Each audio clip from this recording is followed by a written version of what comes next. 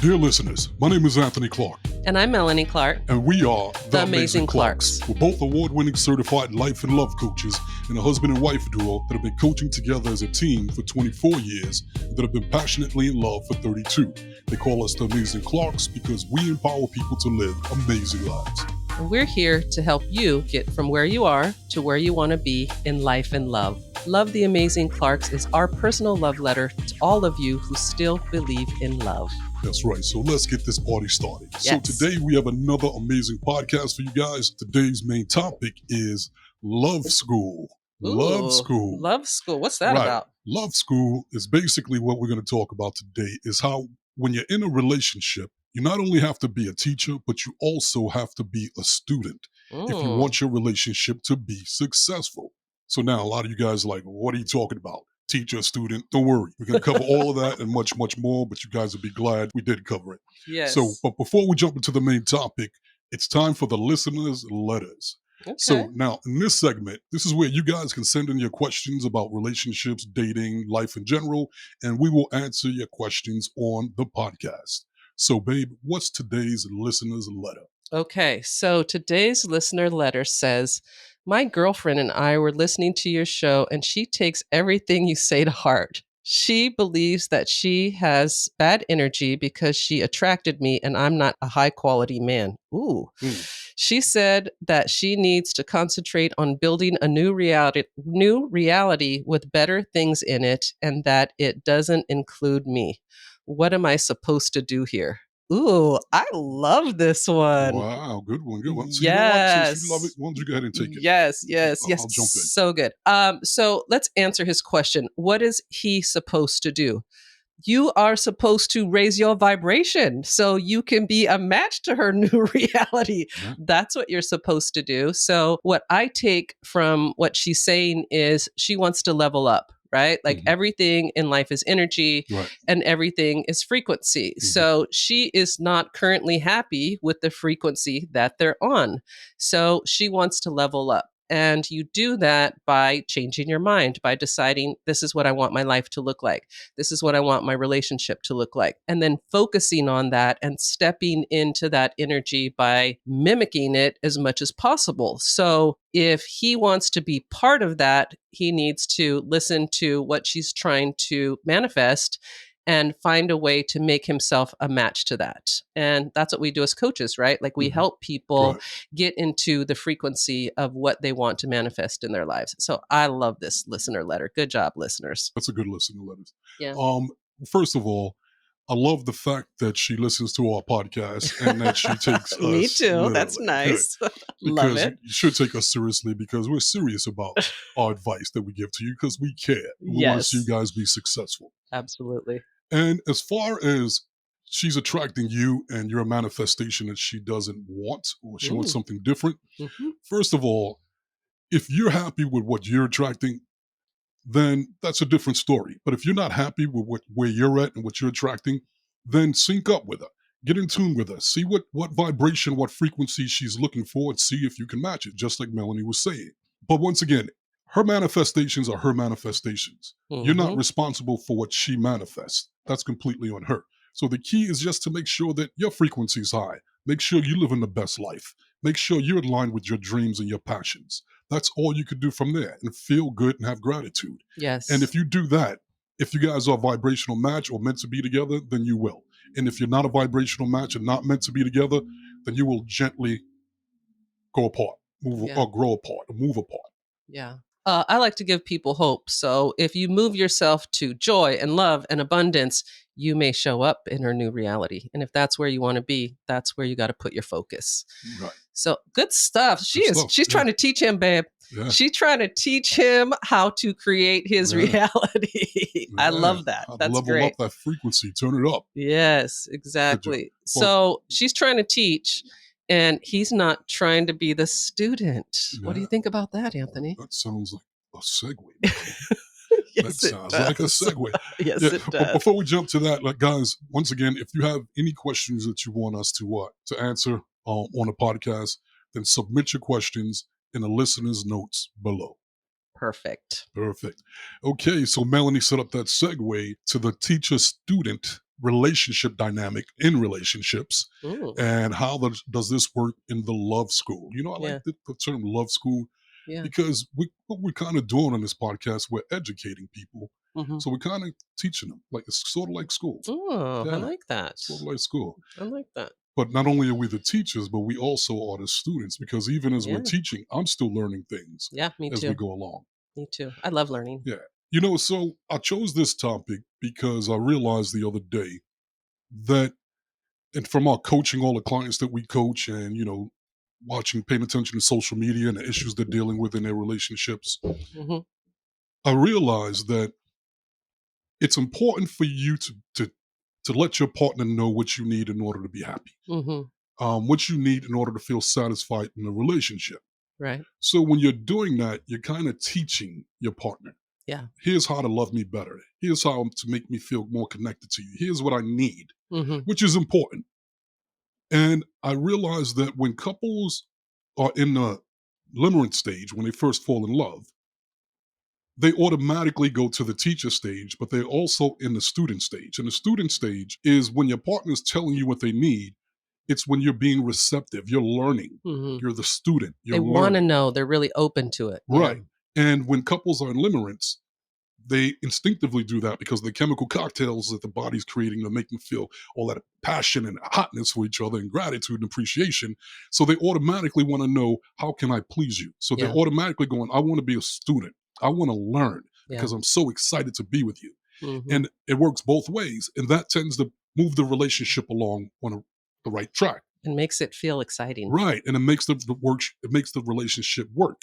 But then once they fall out of limerence, The honeymoon that stage, honeymoon guys, is what stage, he's and those talking about. chemicals start to fade away, Mm-hmm. the tendency is to want to be the teacher, but to Mm-hmm. not want to be the student. Yeah. So I want to tell you what I need Yeah. to be happy, but I don't want to hear you tell me what you need in order to be happy. Yeah. So when you do it that way, that's one of the fastest ways to kill your relationship. Yeah.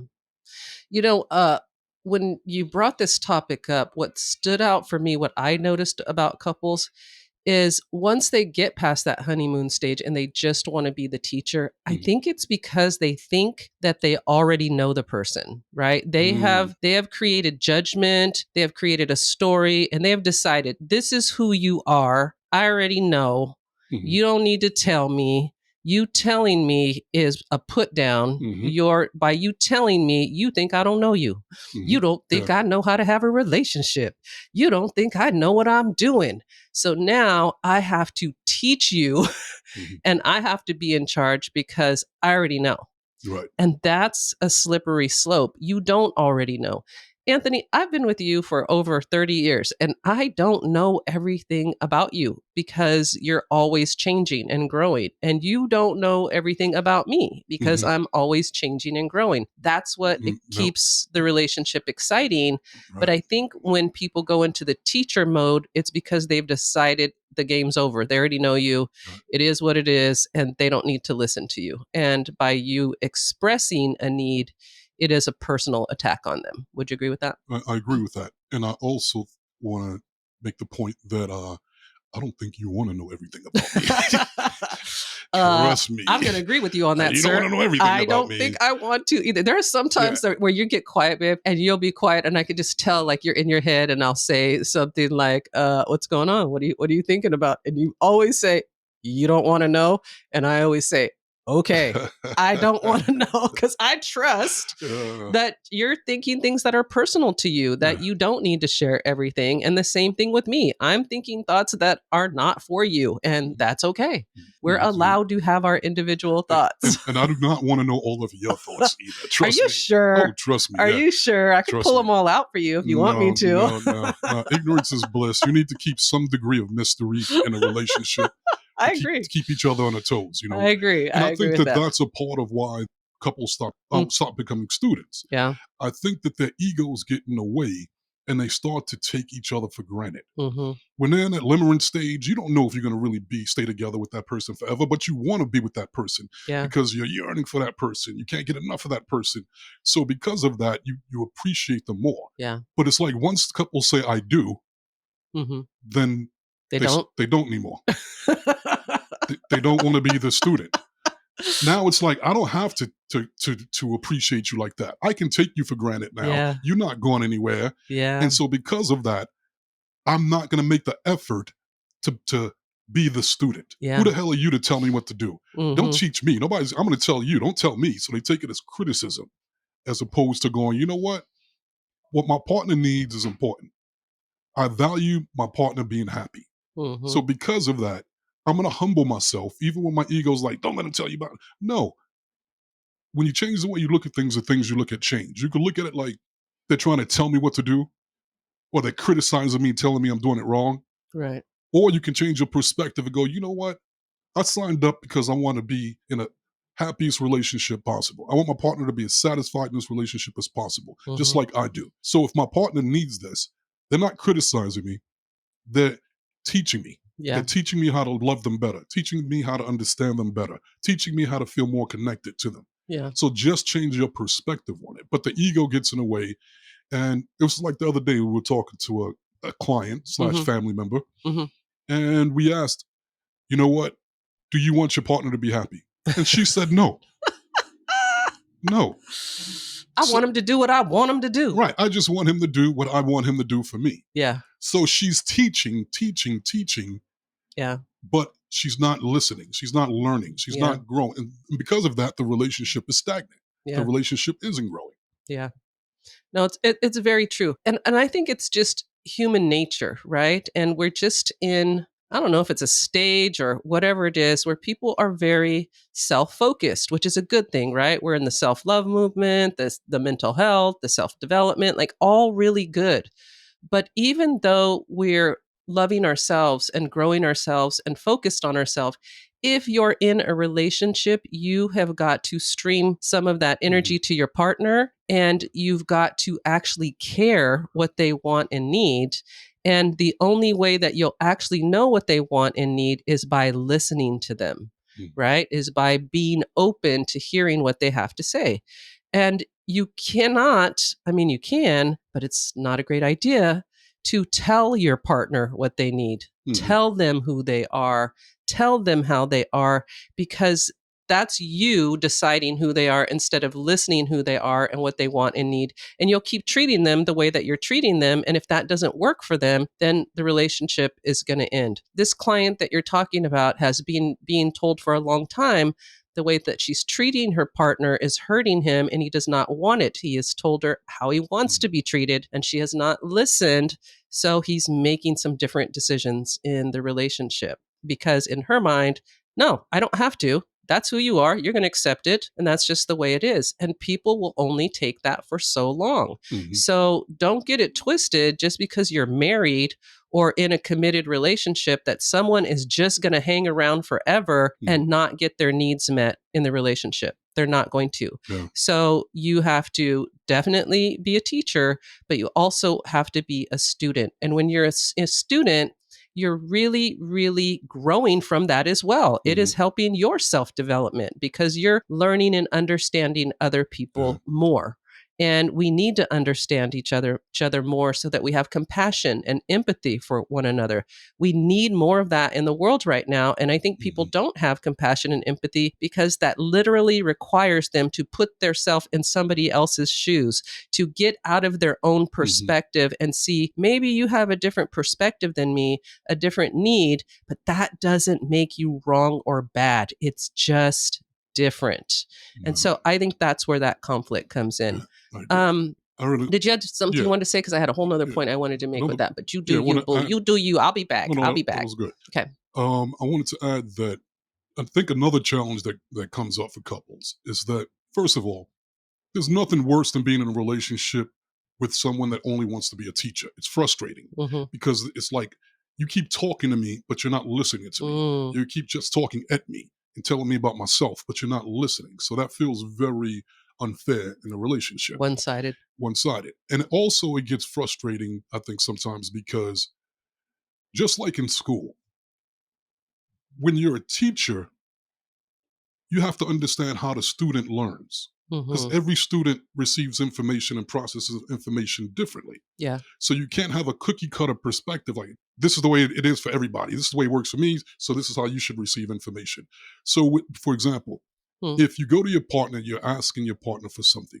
Mm-hmm. So now you're in the teaching mode. Right. Right. But your partner doesn't respond to you. Right. It doesn't necessarily mean that your partner is being resistant. Right. Maybe it's how you're delivering it. Mm-hmm. So, for example, if you're That's a good point. delivering it with an attitude, Yeah. or you're delivering it with, being intimidating, if you're Right. delivering it in a way that, that you may not realize it, but your partner sees it, Mm-hmm. and they're not getting it, or they can't receive it like that. Yeah. It's not clicking for them. Right. Sometimes it doesn't click. And I'm like that too. If you yell at me, I can't hear what you're What? saying. Yeah. I'm just kidding. So what's wrong with me? Right. If you guilt me, if you attack me, I can't hear what you're saying. Yeah. So it's that the teacher has to be aware of their teaching style Right. and understand the student's learning style. Oh, you bring up a good point. The other thing about being the teacher, it's not about just pointing out the problem, it's giving the solution. And I think that's where sometimes people get the game messed up, right? They think like, if I just keep pointing out the problem instead of giving you the solution, you're going to solve the problem on your own. And if it's not your problem, then the odds of you solving it's going to be harder because it's not something that you're able to solve. So a great example, I'll use an example of this. I'm real fussy about my environment, right? Like I'm always wanting to decorate. I'm always wanting to organize. I'm always wanting to clean and put things a certain way. And you and I are really on the same page with that. But the other night we were talking and I was telling you why I do that, right? Like I do that because it makes me feel like I have some control over my life. It makes me feel like I could be calm. It takes away the chaos in my mind, right? So when I was telling you that, I'm helping you to understand why I need what I need. So it's easier for you, not that you don't do this, but it's easier for you to go, oh, let me pick up after myself and put that chair right where Melanie likes it because I know this makes Melanie feel calm.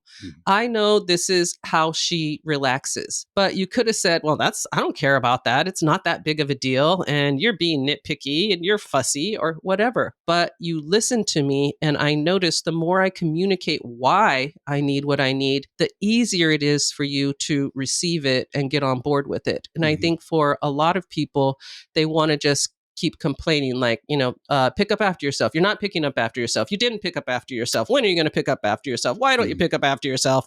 Instead of like, this is why I need you to pick up after yourself because this is what's going on inside of me and this is how it makes me feel. And this is why I need this from you. Does that make sense? Yeah, it makes all the sense in the world.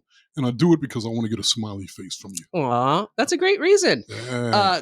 Create whatever reason you want to reciprocate. It doesn't matter. It just matters that you're listening and that you care. I like to see you happy. So that's my goal. You. So when you smile, it makes me smile. I like to be happy. So if you're teaching me something that I need to know in order to make you smile more, Same. hell yeah, I'll do it. Same. Hell yeah. You I also think that when couples get out of the limerent stage and that hot, passionate stage and they commit to the relationship, it's almost like at that point they feel like they both got their degree. And at that point, they're both the master teachers. Right. And now if I'm the teacher and I got my degree and you got you, who the hell are you to tell me what to do? Right. I know my education's better than your education. Right. How dare you? I got a degree. Right. Yeah. So I think that causes a lot of issues as well. Yeah, I think so too. One other point that I wanted to bring to this topic, and this is an interesting part of it, and maybe it's kind of what bleeds over. There are going to be some things about you individually that you do want to learn on your own, that you don't want to learn from your partner. And that's okay too. But when it comes to things that affect your partner, you have to be open to that. So an example of you were way more into energy and spirituality before me.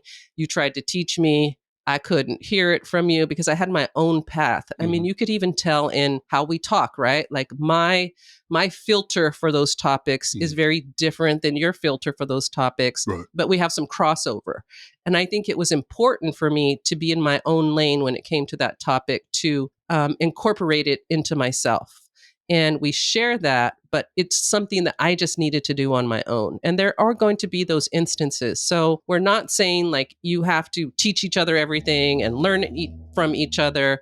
And sometimes you don't want to teach your partner. Mhm. Sometimes you don't want to be the teacher. You're like, I don't want to get involved in that. You need to go to school. You need to take a class. You need to do something. But that's not my area of expertise. And so I'm not going to insert myself in that aspect of your life. But when it comes to how you relate to each other, how you communicate with each other, those are really important topics that you need to both be able to teach and to be the student in, from my perspective.